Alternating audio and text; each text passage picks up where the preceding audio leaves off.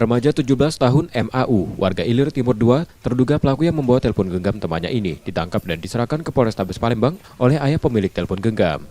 Menurut Zulkarnain yang membawa terduga pelaku ke polisi, aksi itu terjadi saat MAU menjemput anaknya di Pasar 10 Ulu untuk diantar pulang, namun dibawa ke tempat lain dan meminjam telepon genggam anaknya, kemudian kabur. Modusnya cak mana, Pak? Minjem. Minjem. Terus? Dari Waipian. Dari Waipian, itu langsung melalui proyek ya. Dibawa lagi langsung ini. Oh, pelaku ini ke rumah, yo? Ke ini pemain anakku sana. Oh, Pak. Tapi apa juga dibawa ini? Ini. Berapa atau apa enggak? Jadi main di sekitar 500 kemarin itu.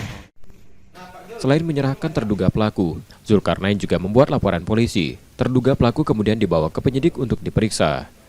Yudi Kiswanto, Kompas TV, Palembang, Sumatera Selatan.